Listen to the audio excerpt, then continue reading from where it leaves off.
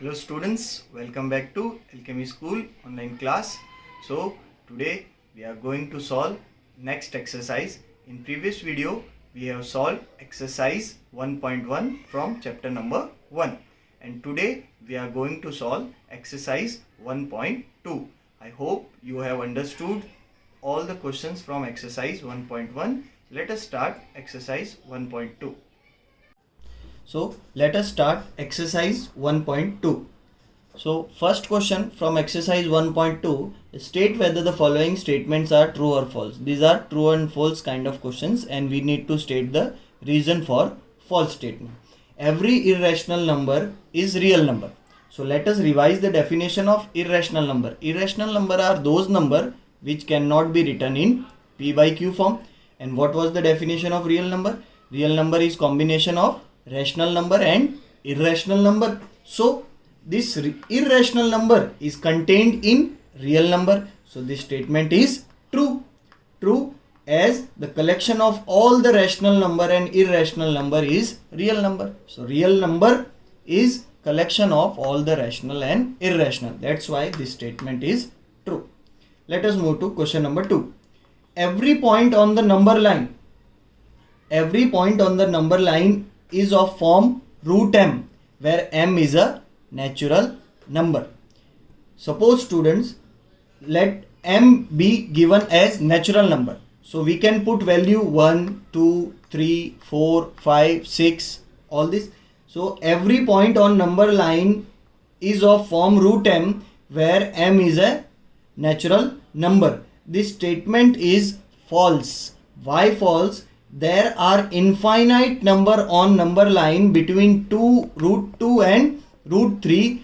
They can't be represented in root m.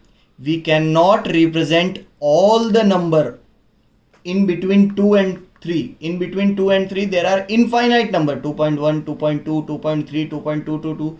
So that, and we cannot represent them on number line. That's why this statement is false, because there are infinite number on number line between root 2 and root 3. This is an example. Between root 2 and root 3 there are infinite number that cannot be represented in form of root m. That's why when m being an natural number. Let us move to question number 3. Every real number is an irrational number. This is opposite statement of question number 1. Question number 1 was every irrational number is a real number, and here it is given every real number is a irrational number. So this statement is false, because all real numbers cannot be irrational, because in the definition of real number itself says that combination of rational plus irrational. That's why this statement is false. So this was question number 1. We have done for true and false. Let us move to question number 2. Question number 2. Are the square root of all positive integer irrational? Positive integer, first of all, positive integer are what? Which numbers? 1, 2, 3, 4. These all are positive integers. If not, so this is a question. Are the square root of all positive integer irrational? We need to state that yes or no. If not, then give an example of square root of a number that is rational number.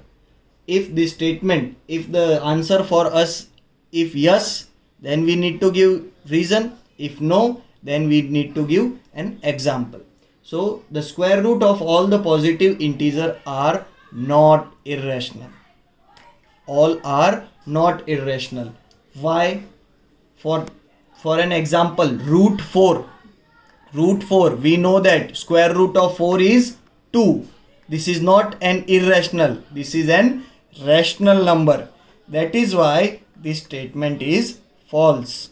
Suppose if we take root 9, let us take few more example. Like root 9 will become 3. So this is again this is an rational number. This is not an irrational. If I take root 16, it will become 4. So if you take question number as 5, root 5 will be irrational. But if you take question number as 4, 9, 16, all these will not be irrational because they are composite number and they are product of 2 multiply 2. So in the square root 2 multiply 2 a pair is formed and 2 will come out of the square root. So root 4 will be equals to 2. So this is not an irrational number. That's why this statement is false and this is an example for the statement. Question number 3. Question number 3 we have already done in our Zoom class. We have done 2-3 examples like root 2, root 5, root 17, and so that question is, so how root 5 can be represented on number line. I know that you all know the answer for this question, but let us revise it. To represent root 5 on number line, we can do it by 2 ways. Simple way is that we can take 2 unit length on a number line. First we will make a line segment. We will mark O as our reference point, origin point. We will measure 2 unit. So OB is our 2 unit. Then we will make an perpendicular AB. We will make an perpendicular line AB which is of 1 unit at B such that AB is 1 unit.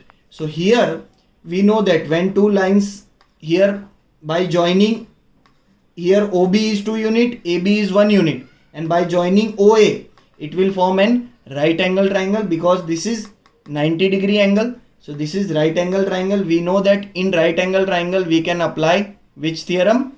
Pythagoras theorem. Now, so by Pythagoras theorem, the length of OA will become root 5 unit. This length OA, when we measure, it will become root 5 unit. By Pythagoras theorem, you can see here OB is 2 unit, AB is 1 unit. When you apply this theorem, OB square plus AB square will become OA square. So OB is 2 square plus 1 square is equals to OA square. 2 square will be 4, 1 square will be 1, and OA square.